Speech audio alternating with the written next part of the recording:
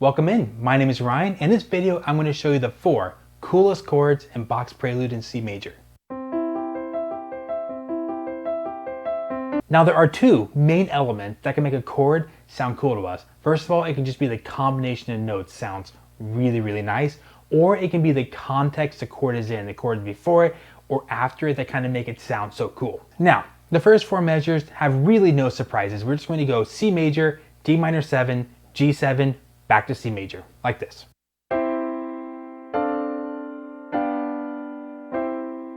Now, if you're thinking that's not exactly how the piece goes, well, you're kind of right. What I'm doing here is I'm blocking the chords. There's kind of 2 ways chords can show up in music. There can be just chords like this, or they can be arpeggiated chords. In this case, that's what Bach's done in this piece, is he is taking a bunch of chords and then arpeggiating them up like this. So all I'm doing is simply taking those first 8 notes, playing them all at the same time, you get a C chord.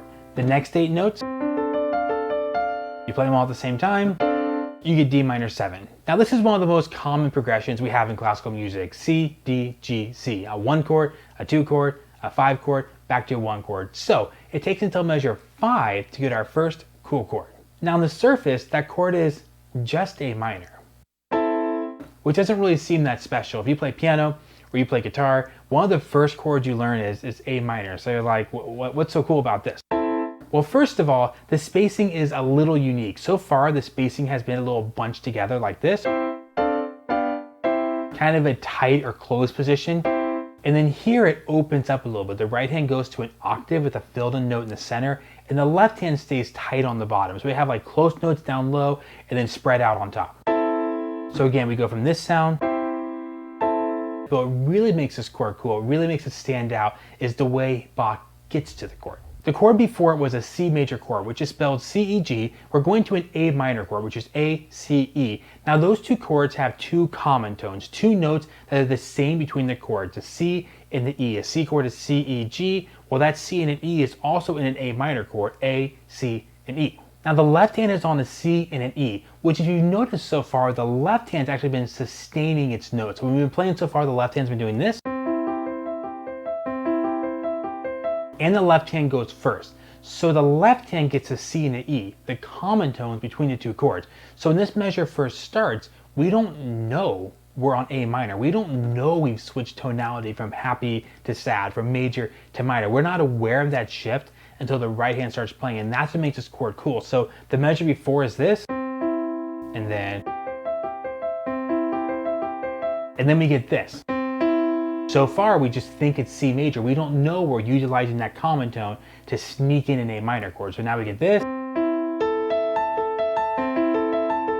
And this is kind of the first chord you hear when you're listening to the piece where it kind of opens up and you go, ah, because it's so unexpected. We get 2 notes in, we're like, yeah, it's just another C chord. Everything's been so typical so far. C, D, G, C, C, ooh.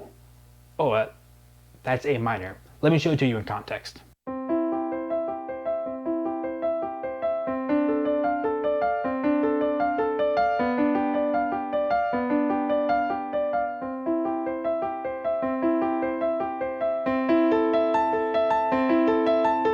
Okay, we're going to jump ahead to measure 8 for our next cool chord, and that sounds like this. And most people probably just hear that chord out of context and go, that's ugly. You get that sound, or if you flip it around, you get this sound, which doesn't sound great out of context, I admit, but this is my personal favorite chord in music. When you hear it in context, it sounds beautiful, so check this out.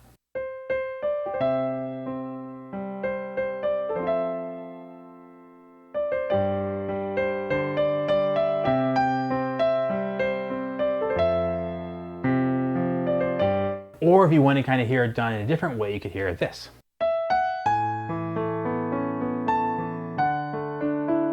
Now that you have some Minecraft vibes going, let me tell you what makes this chord so special. But first, I have to give you a quick recap or maybe a quick introduction to 7th chords. You've already heard me talk about major and minor chords. Now these 2 types of chords are by far the most common in classical music and also modern pop music. They both have 3 notes in them each. So in classical music especially, there are a lot of chords that are going to add a 4th note on top, and we call these 7 chords. I'm not going to go into all the details of every one, but there are 5 of them, and the most common one is just called a 7 chord. So C7 sounds like this.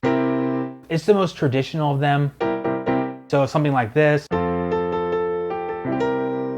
Another one is a minor 7 chord. Kind of similar, but the first 3 notes are a minor chord. It's a little more sad sounding, you put that 7 on top. It's also a really common blues chord. Next up we have a half diminished 7, which has similar vibes to the minor 7 chord, but it's a little more intense in the center. And we also have, especially in classical music, what's called a fully diminished 7th chord. And that sounds just flat out ugly to lots of people, especially out of context. But it happens all the time in classical music. It's a very common chord. Now the last of the 5, and the one that's used in this piece, is the major 7th chord. He takes this harshness right here and he flips the top note to the bottom and puts the 2 harsh notes right next to each other. So this is called a 7th, and this is a 2nd, really tight spacing. So he takes the ugly sounds, puts them in the left hand, and like I said earlier, the left hand is actually the one that's sustaining notes while the right hand doesn't sustain as long. So you actually get the harsh notes in the sustained sound. He wants to emphasize this. And if you want a little extra credit, often the 7th note in classical music resolves downwards. So if you get this sound here, that wants to go to here. Well, Bach flips it to the bottom, so this chord right here wants to go to there on the bottom. So this chord is really special. It has a great sound. It is really cool in context. Then on top of all that, when he resolves that note down the bottom, he doesn't move the right hand. So getting out of this chord, he does this, then all you get is this. So this chord goes to this chord.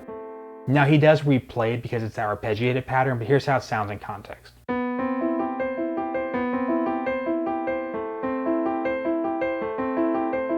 So he goes from a C major 7 to an A minor 7 by not moving any note except the one note that has to move down on the bottom to an A. Moving on from there, we're going to check out measures 12 through 15, not because they're special, because actually I want to point out why they're not that special. When you first hear them, they sound pretty harsh. But actually, this is a situation where the context kind of normalizes everything. This is just what's called a sequence. We're going to do something, then we're going to do it again.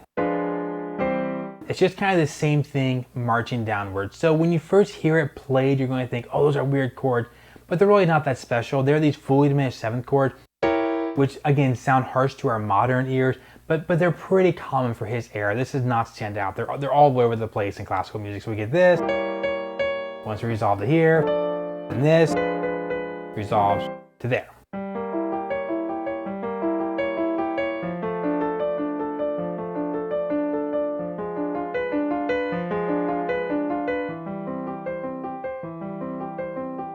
So again, not saying they're bad sounding, they're cool sounding, they're just not super unique. We're going to jump all the way to measure 23 for our next cool chord, and it sounds like this.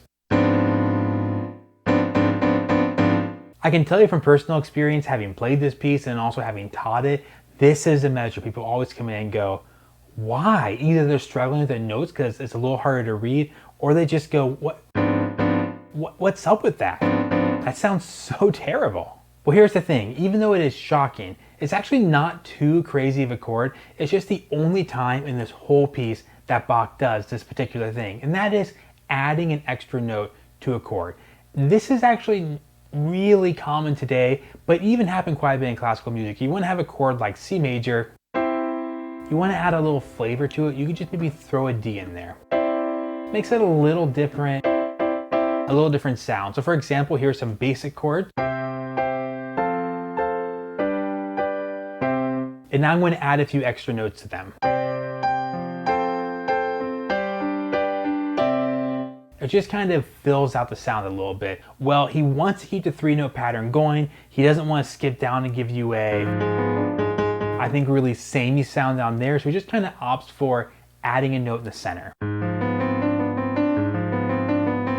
So in order to analyze chords that have added notes, all you have to do is take out the added note. So we're going to take out that C, which is the added note in the middle, and we end up with just this chord, which is one of the fully diminished 7th chords I told you aren't really special. Fully diminished 7th chords happen a ton in this era. It's just really special that he decided to throw a C in the middle of it.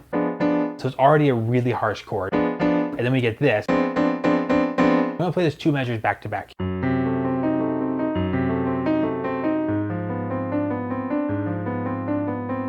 And for the final, and maybe the best chord in this piece, I'm gonna let you know right away that I kind of cheated and I'm including 9 measures. But it'll make sense why in just a second here. So in almost every classical piece, one of our big goals is to get to the 5th note of the key, the 5th note of the scale. So this is in the key of C. We really want to get to C, D, E, F, G. We want to get to that G chord, play it, and resolve it back to a 1 chord, and the piece can be over. So for example, here's our 1 chord. We want to get to this 5 chord, this 5th chord right here, the G. We want to go back to 1. So measure 24 does exactly that. We finally arrive on our G7 chord. And at this point, the piece could literally end. You can just go, and it could be over. But Bach says, you know what? I don't want quite to end yet. You know what I'm going to do? I'm going to keep that G in the bass, that really prominent G that wants to go to C. I'm just going to play a different chord on top here. So I'm going to do the G chord, and then go here. Okay. There's another one. So for 3 straight measures, he does G, he should go to C, but he does another kind of, like a C chord with a G on the bottom, but really you feel that strong G still wants to resolve. Then he does a 3rd chord in a row. Well, in fact, he does 8 of these in a row. 8 times in a row, he plays G in the bass, and they get intense and more intense. Okay, this G, it has to go to C. Like, and then he goes, nope, another measure of G. Okay, here's another G, but we got to get to C at some point, right? And nope, here's another measure of G. So I'm going to play it, and I want you to really tune your ear to this G down here. This G that wants to go and make it to the C. Try to really listen to that and listen how it just keeps getting reiterated over and over and over again, just dying to resolve. So here we go.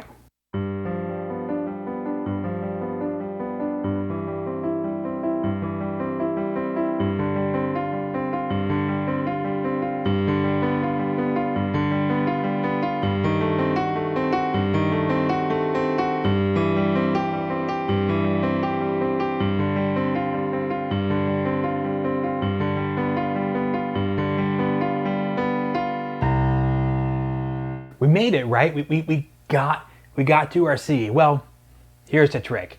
That C is actually our special chord. That's what this whole buildup has been about. We made it to C, but this chord is not the C we were looking for. What's supposed to happen is this.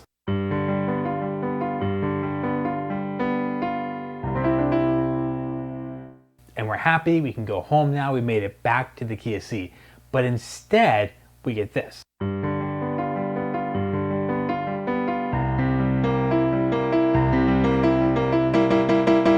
And that is not the chord we were expecting at all. Just like earlier, he used the first 2 notes of that A minor chord to trick you to think that we were on a C chord. He does the same thing here. He plays the first 2 notes, just a C octave. Okay, it's a C chord. He plays a G. Okay, it's a C chord. And then we get B flat, which makes it into a C7 chord. And C7 with a B flat should not be in the key of C. So he went through this whole buildup. He had you listen for 8 measures. It's like, okay, it's building. Every measure you think it's got to resolve. Oh, it's even bigger now. Okay, it's got to, now we really have to go to C. Oh, 3 measures, now we really have to go to C. 4, 5, 6 measures, we better get to C. 7, 8 measures, we're ready for C, and you finally get your C, and then there's a B flat, and the piece can't end now. Can't end on that sound. So then he has the little 3 measure tag we're all used to. But the way he gets to it is just incredible. Like, imagine you have a friend, and for an entire 8 days, you're like, we're going to McDonald's for your birthday. Second day, we're going to McDonald's for your birthday. Every day, we're building up going to McDonald's for your birthday. Then on their birthday, you get them, they get in your car, you start to drive, they think it's McDonald's, and you drive by and instead you go to their favorite restaurant. Unless McDonald's is their favorite restaurant, then, you know, switch the whole analogy around and make it work out.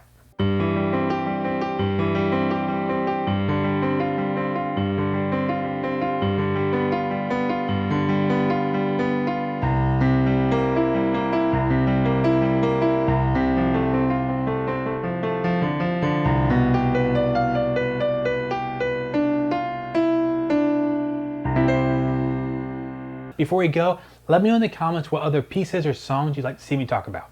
See ya.